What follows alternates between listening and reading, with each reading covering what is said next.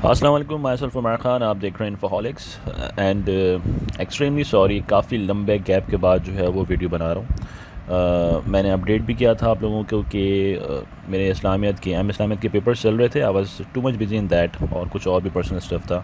So finally अब कुछ थोड़ा स्पेस मिला, so I am here for you. ये जो इन्फोहॉलिक्स चैनल हमने बनाया था, इसको बेसिकली इसको क्रिएट करने का बिहाइंड जो एक रीज़न था वो यही था कि हम इस तरह की कम्युनिटी डेवलप हो जाए कि हम मिलके एक दूसरे से जो है वो एक्सचेंज ऑफ नॉलेज रखें, इंफॉर्मेशन शेयर करें और सीखें और सिखाएं। तो डिफरेंट जॉब्स में मुख्तलिफ जो हैं वो लोग अप्लाई करते रहते हैं, उनको किसी न किसी लेवल पे किसी न किसी तरीके से जो है फ़ायदा हो और एक दूसरे से हम मिल के नॉलेज गेन करें। सो अभी फ़िलहाल जो है वो BPS 5 to 15 का जो चल रहा है काफ़ी सारे कैंडिडेट्स हम कह रहे हैं कि सर इसके ऊपर कुछ बना दें, कुछ हम सीखें। मैं एक अलग से प्लेलिस्ट बनाऊंगा BPS 5-15 की, उसकी ये पहली वीडियो है जिसमें हम इंग्लिश पढ़ रहे होंगे, जनरल नॉलेज पढ़ रहे होंगे, जनरल साइंस पढ़ रहे होंगे, इस्लामियात पढ़ रहे होंगे, मैथ्स पढ़ रहे होंगे। ये सारी चीज़ें हम आहिस्ता आहिस्ता कवर कर रहे होंगे, ठीक है, जिस हद तक हम कर सकें। सो राइट नाउ अभी जो हमारी वीडियो है वो बेसिकली है वन वर्ड सब्सटीट्यूशन, ठीक है। इंग्लिश में ये एक बड़ी कॉमन चीज़ है जो कि पेपर्स के अंदर आ रही होती है ना, या तो कभी साइनोनियम एंटोनियम्स की शक्ल में आ रही होती है या कभी इस तरह से वन वर्ड सब्सटीट्यूशन की शक्ल में आ रही होती है, ठीक है। वन वर्ड सब्सटीट्यूशन बेसिकली होता क्या है, ये ऐसी चीज़ है जिसमें कोई एक ख़ास डेफिनेशन दी हुई होती है और उसके फिर 4 ऑप्शंस दिए हुए होते हैं। तो आपको द बेस्ट वन चूज़ करना होता है कि इस डेफिनेशन को इन चारों में से कौन सा वर्ड जो है वो जस्टिफाई कर रहा है, ठीक हो गया। ये होता है वन वर्ड सब्सटीट्यूशन, यानी ऊपर कही गई बात को अगर एक लफ्ज़ में आप सब्सटीट्यूट कर दें तो ये चीज़ होती है वन वर्ड सब्सटीट्यूशन, ठीक है। तो इससे 2-3 चीज़ें होंगी, हमारी नॉलेज इंक्रीज़ होगी फर्स्ट ऑफ ऑल ऑब्वियसली, और इससे जो है वो वोकैबुलरी इंक्रीज़ होगी, इससे जो है हमें थोड़ा सा साइनोनियम एंटोनियम्स का भी इल्म हो जाएगा। तो ऑल इन ऑल एक बहुत ज़बरदस्त चीज़ है, पेपर्स में आती रहती है। So without a further due इसको स्टार्ट करते हैं। ये जो बुक है मेरे पास, ये एक बेसिकली एक इंडियन बुक है, मुझे किसी ने दी थी, आई डोंट नो। हाँ, इसमें काफ़ी अच्छी चीज़ है। बहरहाल मैंने जब इसको पढ़ा तो मुझे इसमें काफ़ी अच्छी चीज़ें मिली और मेरी काफ़ी नॉलेज इंप्रूव हुई, और ये हमें फ़ायदा देगी इंशाल्लाह हमारे पेपर्स में, किसी भी किस्म के पेपर में, ठीक है। So let's start. ऑलराइट, अब आपके सामने एक ये स्टेटमेंट आ रहा है, the one who sells articles at public sales, ठीक है। ऐसा शख्स जो कि कोई अच्छा देखो, यहाँ ये जो आर्टिकल वर्ड है इसका मतलब ये नहीं है कि वो जो आर्टिकल हम अखबार में लिख लेते हैं या हम कोई आर्टिकल ब्लॉग वगैरह पोस्ट कर देते हैं, वो चीज़ नहीं। यहाँ पर आर्टिकल से मुराद है कोई आइटम, कोई प्रोडक्ट, कोई ऐसी शय, ठीक है। तो ऐसा शख्स जो कि किसी भी आर्टिकल को यानी किसी प्रोडक्ट को, किसी भी शय को जो है वो पब्लिक में सेल कर रहा होता है, ठीक है, कोई ऐसी जगह पे जहाँ पे पब्लिक ऑक्शन लगा होता है, सेल लगा होता है, तो उसको हम क्या बोलते हैं, राइट। तो ये चारों आपके सामने हैं। क्या उसको हम ऑक्शनियर बोलते हैं, क्या उसको हम टॉलरेंस कहते हैं, क्या उसको हम हिस्ट्रियोसिज्म बोलते हैं, क्या उसको हम रेटिसेंस बोलते हैं। तो बहुत सिंपल है ये, ऑब्वियसली आपको इसका आंसर पता हो गया। उसको हम कहते हैं ऑक्शनर, ठीक है, ऑक्शन लगाने वाला, बिड्स लगाने वाला, बोली लगाने वाला, ठीक है। तो ऐसा शख्स जो कि ऑक्शनियर होता है वो बोली लगाता है, वो बिड्स लगाता है किसी भी पब्लिक प्लेटफॉर्म के ऊपर, राइट। जो चीज़ इसमें दिखाने वाली होगी वो मैंने थोड़ी सी जो है वो यहाँ पे आपके लिए प्लेस कर दी है, ठीक है, या दिस वन। ऑलराइट, तो आप ये देखें, इस तरह से होता है ना, ऐसा कोई ऑप्शन लग जाता है, बिड लग जाती है, तो फिर उसके ऊपर वो जो बंदा होता है वो इस तरह से उसके हाथ में वो चीज़ होती है, उसको प्लेस करता है और बोलता है कि ये चीज़ जो है इन फ़लाँ साहब की हो गई, ये इतने इतने पैसों में। So that is the auctioneer, the person who sells articles और products in a public sales, right. Okay, उसके बाद सेकंड वन हमारे पास है, एक डेफिनेशन दी हुई है, okay, an act of miss appropriation of money, यानी पैसे की हेरा फेरी को क्या कहा जाता है। आसान अल्फाज में अगर मैं कहूँ, ऐसा अमल जिसमें पैसे की हेरा फेरी हो रही हो उसको क्या कहा जाता है। अब ये 4 वर्ड्स आपके सामने, डिबेसमेंट, मिसकंडक्ट, करप्शन, एम्बेजलमेंट। अच्छा, ये जो चारों वर्ड्स हैं ना, ये चारों के चारों वर्ड्स नेगेटिव सेंस दे रहे हैं। लाइक अगर आप इनको पढ़ें, अगर आपकी वोकैबुलरी थोड़ी अच्छी होगी तो आपको समझ में आ रहा होगा कि ये चारों वर्ड्स जो हैं वो नेगेटिव सेंस दे रहे हैं। डिबेसमेंट का मतलब होता है किसी को डिबेस कर देना, किसी को नीचा दिखा देना, ठीक हो गया। मिसकंडक्ट का मतलब होता है कि कोई भी गैर अखलाक़ी काम आपने कर लिया, कोई भी कोड ऑफ कंडक्ट था उसको आपने तोड़ दिया, ठीक है। और करप्शन का मतलब तो सबको पता ही है, ठीक है। पहले मैं इन तीनों को बता देता हूँ। लाइक डीबेसमेंट जो है, इसका मैंने बताया कि किसी को नीचा दिखा देना। मिसकंडक्ट का मतलब होता है वही कि कोई ख़ास प्रोसीजर्स थे, कोई ख़ास कोड ऑफ कंडक्ट थे, कोई पॉलिसीज़ थी, आपने उसको जो है वो तोड़ दिया। लेकिन ज़रूरी नहीं है कि वो पैसे से रिलेटेड हो, वो कोई भी मिसकंडक्ट हो सकता है, ठीक है। करप्शन किसी भी चीज़ की हो सकती है, ठीक है।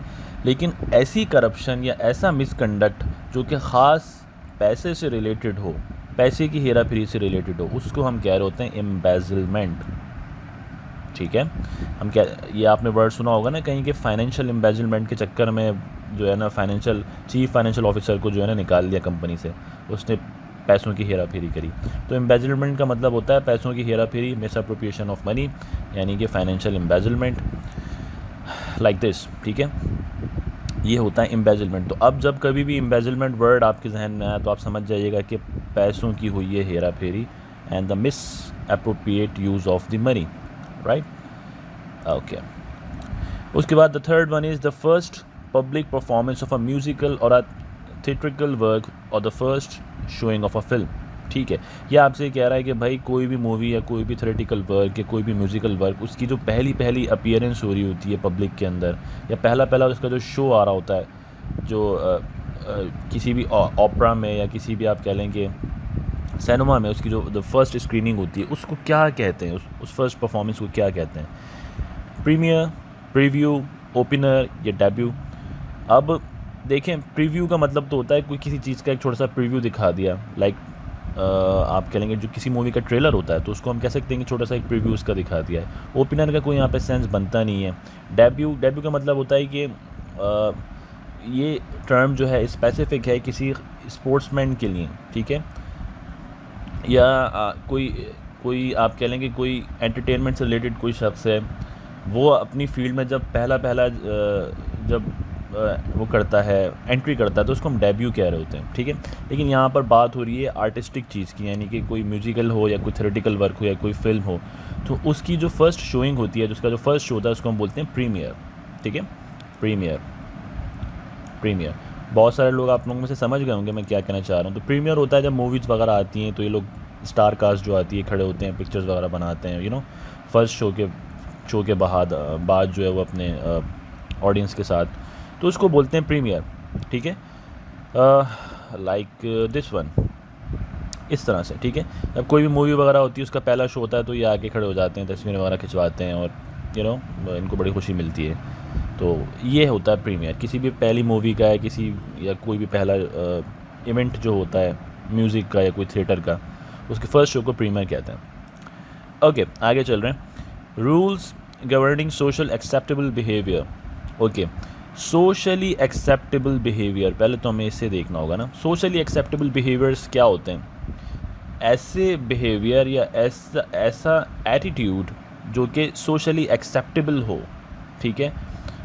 सोशली एक्सेप्टेबल यानी कि माशरे के अंदर जो है वो उसको एक्सेप्ट किया जाए कि हाँ यार ये तो अच्छे तरीके से मिला। आप जाके किसी शख्स से मिलते हैं तो कुछ ना कुछ तो तरीका होता है ना उसका, आप उसको सलाम करते हैं, ग्रीट करते हैं, या आपके घर पे कोई आता है तो आप उसको किस तरह से बिठाएंगे, किस तरह से उसको जो है वो अपने घर में लेके आएंगे, और कुछ आप उससे चाय पानी पूछेंगे, कुछ ठंडा पूछेंगे। ये एक रूल्स हैं, एक सोशली एक्सेप्टेबल रूल्स हैं जो कि गवर्न किए गए हैं पूरी सोशली, ठीक है। इस तरह का बिहेवियर जो है उसको क्या कहते हैं, इस तरह का मैनर जो है उसको क्या कहते हैं, जो कि सोशली एक्सेप्टेड है, जिसको अच्छा समझा जाता है? क्या उसको बिहेवियर कहते हैं? नहीं, बिहेवियर तो वो खुद है, ऐसा बिहेवियर कोई बंदा कर रहा है। मेरे घर पे कोई गेस्ट आया तो मैं उसको किस तरह से ट्रीट करूँगा, सोशली एक्सेप्टेड तरीके से ट्रीट करूँगा, उसको बुलाऊँगा, उसको बैठाऊँगा, ठीक है, उसको खाने के लिए रोकूँगा, और जो हमारा मैनर्स हैं जो हमारे, या उसको एटिक्यूट्स कहते हैं, या उसको फॉर्मेलिटी कहते हैं, या उसको पोलाइटनेस कहते हैं। तो ऑब्वियसली ये बहुत आसान सी चीज़ है, आपको समझ में आ गया होगा कि फॉर्मेलिटी नहीं हो सकता, पोलाइटनेस भी नहीं हो सकता, ऑब्वियसली इट्स एटिट्यूड्स, ठीक है। ये एटिट्यूड्स होते हैं, ये इस तरह के कोई मैनर्स होते हैं ख़ास जो हैं जिनकी बेस के ऊपर जो है वो जो कि सोशली एक्सेप्टेबल हैं। So this is the right answer, ठीक है। ऐसा सोशली एक्सेप्टेबल बिहेवियर जो कि ख़ास जिसको गवर्न किया गया पूरी सोसाइटी के अंदर, उसको हम बोलते हैं एटिक्यूट्स। ठीक है, कि बोलते हैं ना तुम्हारे एटिक्यूट्स क्या हैं यार, तुम्हारे मैनर्स क्या हैं, तहज़ीब और तमीज़, राइट। ओके, आगे चल रहे हैं। The fifth one is a person who is easily deceived और ट्रिक्ड। ठीक है, ऐसा शख्स जिसको बहुत आसानी से डिसीव कर दिया जाए, यानी धोखा दे दिया जाए, या उसको ट्रिक कर दिया जाए, सही, उसको पजल कर दिया जाए, उसको पागल बना दिया जाए, उसको मैनिपुलेट कर दिया जाए। ऐसा शख्स जो कि इजीली मैनिपुलेट हो जाता है, ट्रिक हो जाता है या डिसीव हो जाता है, उसको क्या कहते हैं? अच्छा देखो, एक रूल ना हमेशा याद रखा करो, इस तरह के जब MCQs आते हैं या BCQs आते हैं, बेस्ट चॉइस क्वेश्चंस या मल्टीपल चॉइस क्वेश्चंस, इसमें ना जो आंसर्स होते हैं ना, उसमें पहले वो उन चीज़ों को देख लिया करो, उन वर्ड्स को या उन आंसर्स को देख लिया करो जिसके बारे में आपको पता हो, और फिर आप जो है ना उसको मैच किया करो उससे। मैं आता हूँ पहले, और जिन वर्ड्स का आपको नहीं पता वो एंड में रह जाते हैं, तो फिर उसको हम बाद में देख लेते हैं। जैसे लाइक मुझे अभी पता है कि टेंजिबल, मुझे इसका मतलब पता है टेंजिबल का मतलब होता है कि कोई चीज़ जिसको मैं जो है वो छू सकूँ। ठीक है, कोई टेंजिबल प्रोडक्ट है, और इसका एंटोनियम होता है इंटेंजिबल, यानी कोई ऐसी चीज़ जिसको मैं ना छू सकूं। तो इसका तो इससे कोई कनेक्शन बन ही नहीं रहा है इस वर्ड का, तो मैं इसको यहीं ख़त्म कर दूंगा, राइट। उसके बाद मैं ट्रबल पे आ जाता हूँ। ट्रबल का मतलब होता है मुसीबत में आ जाना, सिंपल सा वर्ड है, तो इसका भी कोई इससे ख़ास मतलब बन नहीं रहा। ठीक है, उसके बाद ये वर्ड आ जाता है ट्रिक्स्टर। ट्रिक्स्टर का मतलब होता है कि ऐसा शख्स जो कि कोई करतब करके दिखाए, कोई ट्रिक करके दिखाए। ठीक है, उसको बोलते हैं ट्रिक्स्टर। कोई इस तरह से, जैसे मैजिशियन होता है, वो कोई इस तरह से ट्रिक वगैरह करके दिखाता है तो अगला बंदा एकदम अम्यूज़ हो जाता है। ठीक है, तो ट्रिक्स्टर, तो इसका कुछ यहाँ से मतलब बन रहा है, लेकिन इन्होंने क्वेश्चन में पूछा ये कि जो शख्स धोखा खा जाए उसको क्या कहते हैं। यहाँ पर तो ये ट्रिक्स्टर है, ये तो धोखा देने वाला, यानी कि ट्रिक देने वाला, ट्रिक दिखाने वाला, डिसीव करने वाला। तो जो डिसीव करने वाला या ट्रिक दिखाने वाला, उसको तो ट्रिक्स्टर कहते हैं, लेकिन जो बंदा उसकी ट्रिक देख के धोखे में आ जाए उसको क्या कहते हैं। तो ये 3 वर्ड्स मुझे यहाँ पे सही नहीं लग रहे, और द फोर्थ वन इज़ गलेबल। ठीक है, तो ऐसा शख्स जो कि धोखा खा जाता है, इजीली ट्रिक्ड हो जाता है, उसको हम बोल रहे होते हैं गलेबल। ठीक हो गया जी।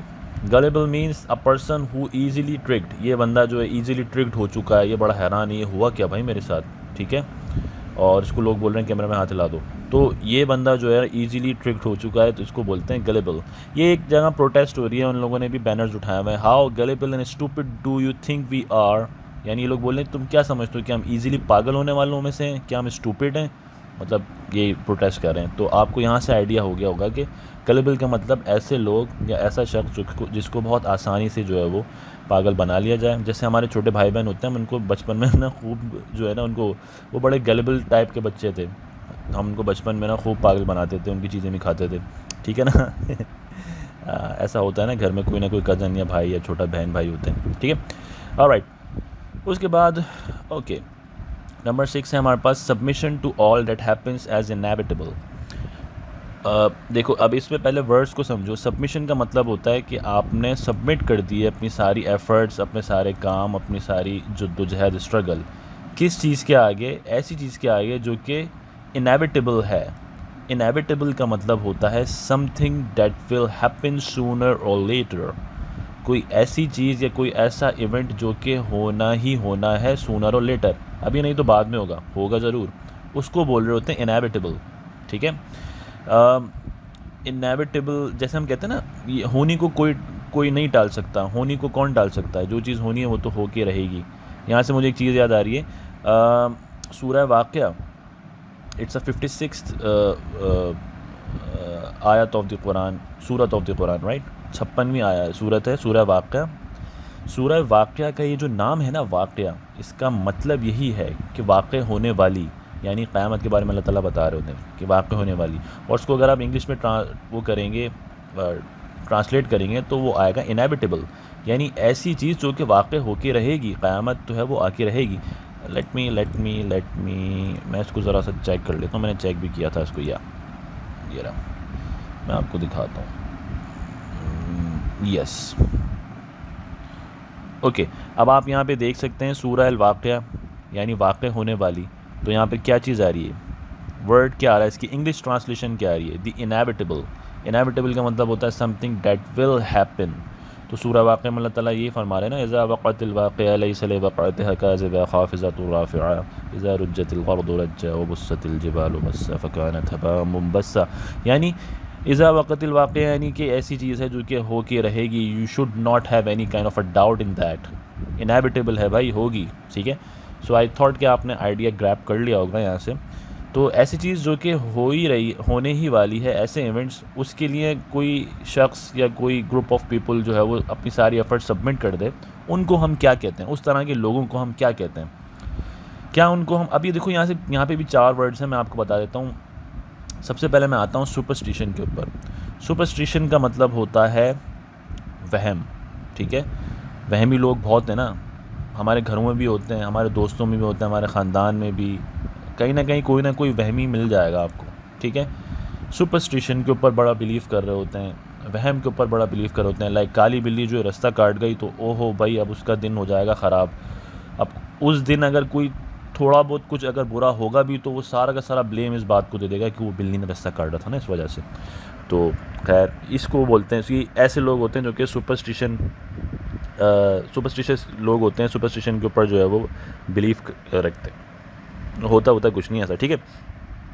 तो इसका तो इससे कोई ताल्लुक़ नहीं बन रहा, ये तो वहमी लोगों के बारे में बात हो रही है। यहाँ पर तो जो बंदा है जो कि इनएविटेबल के ऊपर यकीन करके अपनी सारी चीज़, अपनी सारी एफर्ट्स को सबमिट कर रहा है, वो सुपरस्टिशन में तो नहीं होगा, वो किसी वहम में तो नहीं होगा भाई, ठीक है। उसका तो बड़ा सॉलिड ईमान होगा, ठीक है। ओके, उसके बाद हम आ जाते हैं पैसिमिज़म के ऊपर। अच्छा, ये पैसिमिज़म वाले लोग जो है ना, ये पैसिमिस्टिक लोग होते हैं। ये हर चीज़ में ये जो पैसिमिस्टिक लोग होते हैं ना, ये नेगेटिव एंगल ढूंढते हैं, हर चीज़ में नेगेटिव एंगल।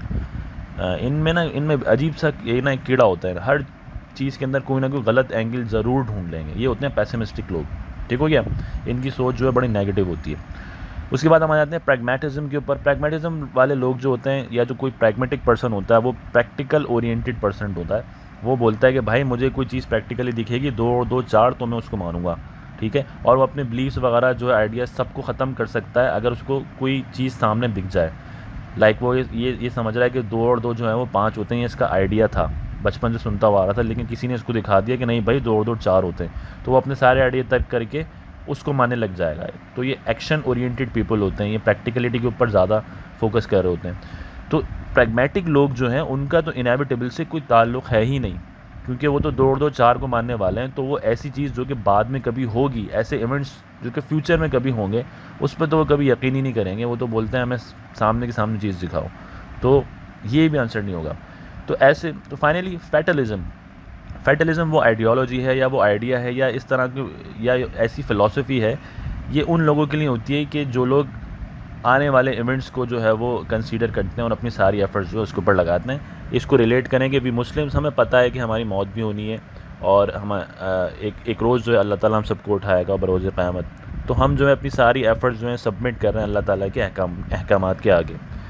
सो इस टर्म को हम जो है वो फैटलिज़म से रिप्लेस कर सकते हैं। That is the best word for the substitution of this particular definition, ठीक है।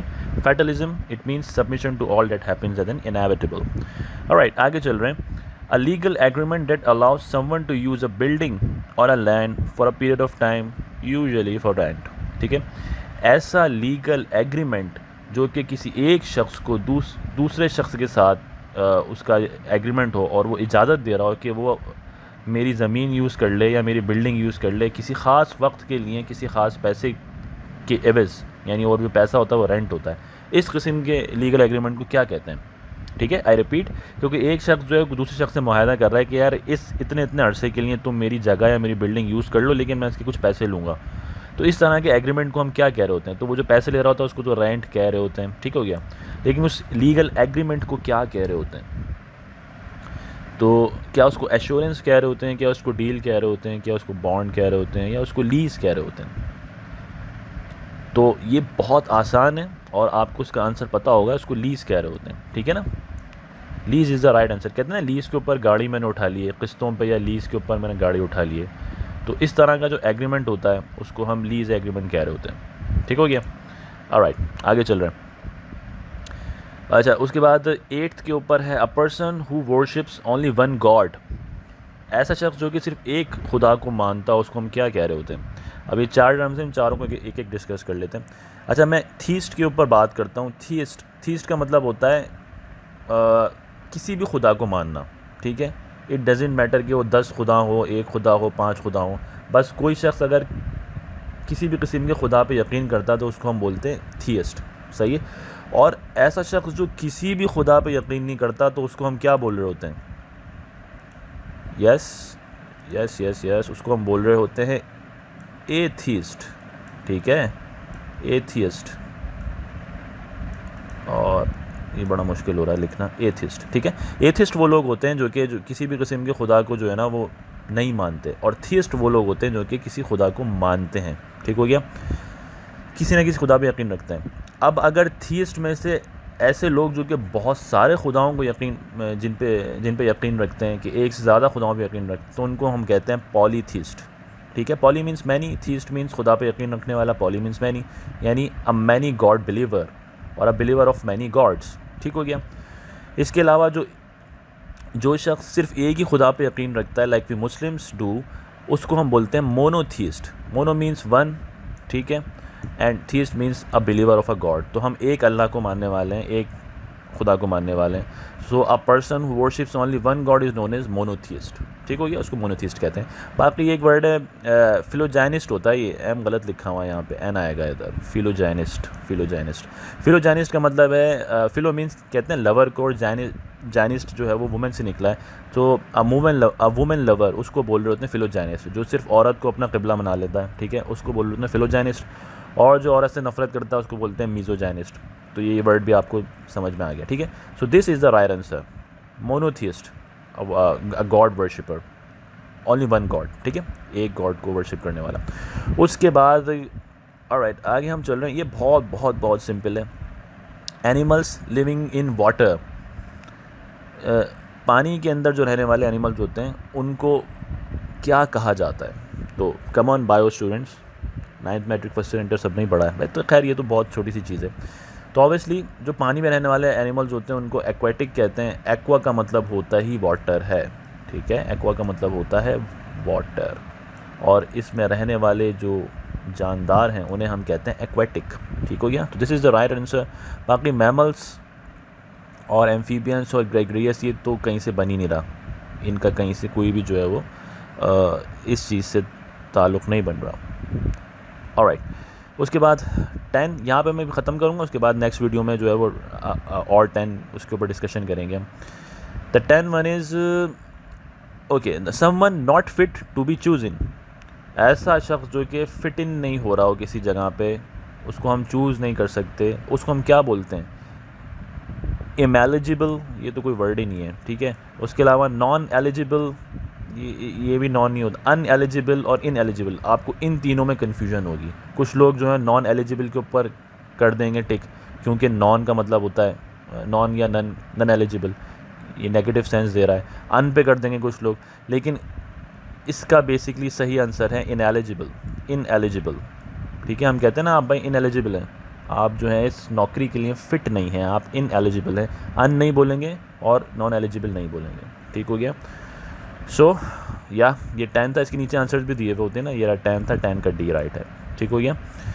तो ये ऊपर हमने ये 10 वर्ड्स पढ़े। आई होप कि ये अब आप भूलोगे नहीं कभी, और हमें इससे बहुत सारी इन्फॉर्मेशन मिली होगी इंशाल्लाह, बहुत सारा और भी हम जो है वो काम करेंगे, ठीक है। तो अब तक के लिए इतना ही। नेक्स्ट वीडियो में आ रहा हूँ, और अभी सीरीज़ ऑफ वीडियोज़ इंशाल्लाह अपलोड करता रहूँगा। सो टेक केयर योरसेल्फ, अल्लाह हाफ़िज़।